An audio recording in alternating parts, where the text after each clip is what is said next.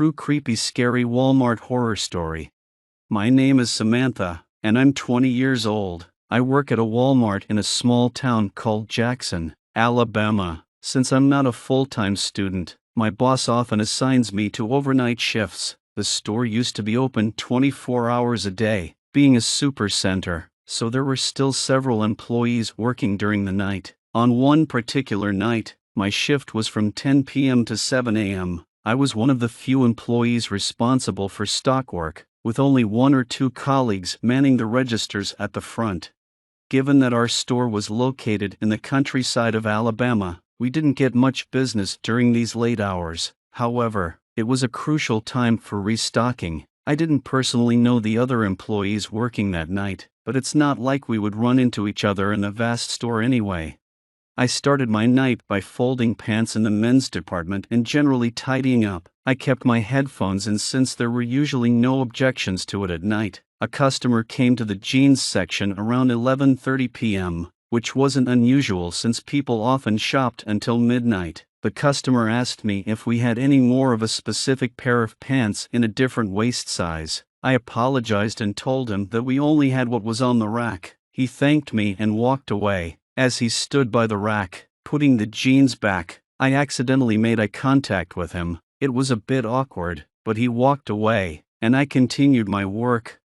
As time passed, the store started to become deserted. I think it was around 1 a.m. when it felt like a ghost town. I made my way to the appliances section, shuttling back and forth with boxes from the back section where we stored items that were yet to be displayed. I brought a wagon full of boxes to one of the aisles and began stocking the shelves. Since the shelves were empty, I could see someone through the next aisle over, and they were watching me, at least until they noticed me noticing them. Then they looked away, but their eyes looked strangely familiar. I stepped closer to get a better look and realized it was the same customer from 2 hours earlier. I couldn't understand how he could still be in the store without being noticed for such a long time. I took the wagon with me and passed the next aisle over just to see if the man had any items in his hands. His hands were empty. It seemed impossible that he could be shopping for 2 hours and not pick up a single item. Something didn't feel right. I quickly finished restocking the shelf with coffee machines and other appliances and took the empty wagon to the back area. I took some time to relax in the employee lounge, as I began to suspect that the guy had been following or watching me longer than I realized. I played on my phone for a while, and when I felt it was time to get back to work, I decided to switch to stocking groceries in a different part of the store.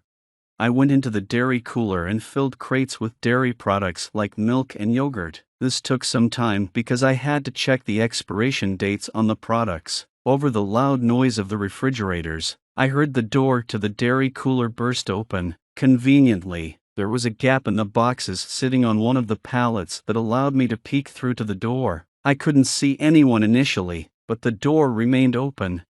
As a side note, you might wonder why I decided to hide. Well, I had already assumed that this guy was hanging around the store watching me, and seeing him in the employees-only section, let alone entering the dairy cooler, made me certain that something bad was about to happen. I hid behind that box with my head down for what felt like an eternity, expecting to hear the doors of the cooler open and close eventually.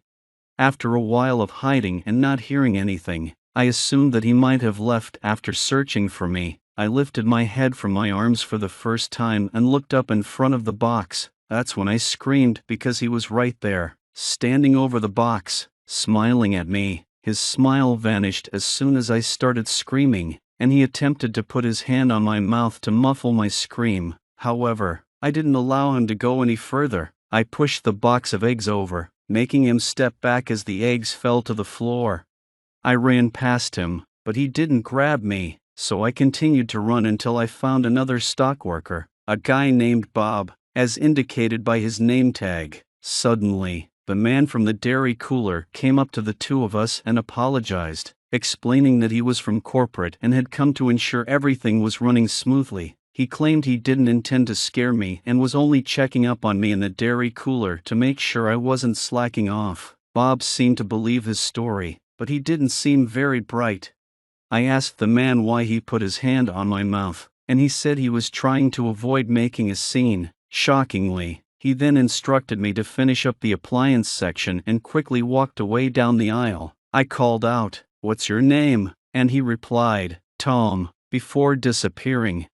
The next day, I contacted one of the managers and asked if there was supposed to be a visit from corporate the previous night and if a man named Tom sounded familiar. My manager, Margaret, said it sounded like nonsense. There was no record of anyone from corporate named Tom who was supposed to visit, and corporate personnel wouldn't be in the store at 2 a.m. They reviewed the camera footage, and a police report was filed when they realized that this was a random man. The cameras confirmed that he had been stalking me between the aisles for the first few hours of my shift.